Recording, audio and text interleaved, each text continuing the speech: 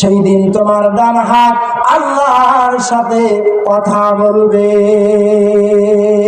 কার সাথে কথা বলবেন? ভাইরা আমার, বোনেরা আমার, হাত আল্লাহর দরবারে আল্লাহর সাথে আপনার কথা বলবেন।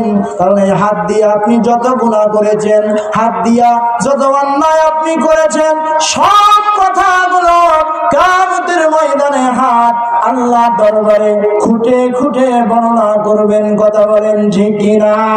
এই হাত দিয়া তার বিধবার কাঠ মেরে খাওয়ার জন্য, বিধবার কাঠ দেওয়ার জন্য 5,000 টাকা নিয়েছিলে। আবার তুমি এই হাত দিয়া কার বয়স্ক ভাতা করার জন্য 4,000 10,000 টাকা নিয়েছিলে। মাটি কাটার কাঠ দেওয়ার জন্য টাকা নিয়েছিলে। এই হাত দিয়া ইশারা করে কাউকে তুমি খুন করেছো কিনা?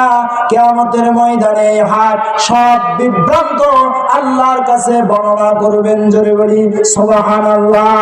যতই আপনি নামাজি হন, এই হাত আপনার সব গুমরগুলো কিয়ামতের ময়দানে ফাঁস করে দেবে।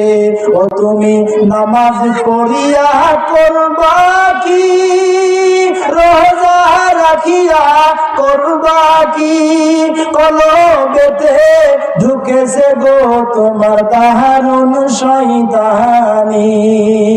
ও তুমি নামাজ পড়িয়া করবা কি, রোজা রাখিয়া করবা কি, কলবেতে ঢুকেছে গো তোমার দারুণ শয়তানি। কথা বলেন ঠিক কিনা? হজ করিয়া তুমি হয়েছো হাজি, মনটা যে তোমার দারুণ পাজি, সাত ধারা ধান এক মনে বেশি। ঠিক কিনা? হজ করিয়া তুমি হয়েছো হাজি, আরে মনটা যে তোমার দারুণ পাজি, সাত ধারা ধান এক মনে বেছি। ও তুমি হজ করিয়া করবা কি, নামাজ পড়িয়া করবা কি, দিলের ভিতর ঢুকেছে গো তোমার দারুণ শয়তানি। গায়ে জুব্বা মাথায় টুপি, ক্ষতি করো মানুষের চুপি চুপি।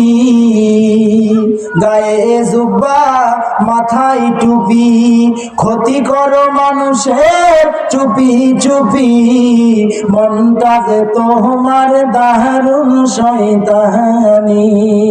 ও তুমি জুব্বা পরিয়া করবা কি, নামাজ পড়িয়া করবা কি, গোপনেতে ছেলের বিয়েতে তুমি দেবেনে লইছনি। ভাইরা আমার, বোনেরা আমার, কিয়ামতের ময়দানে আল্লাহর হাবিব সাল্লাল্লাহু আলাইহি সাল্লাম বলেন, যেই দিন ডান হাত আল্লাহর সাথে কথা বলবেন রে বাপজান, বাম হাত সেই দিন বলবে আল্লাহ যা কথা বলেছে সব কথাগুলো সত্য বলেছে। বাম হাত যখন কথা বলবে, ডান হাত বলবে আল্লাহ যা কথা বলেছে সব কথাগুলো সত্য বলেছে। এবার 3 নাম্বার সাক্ষী হলো আল্লাহ।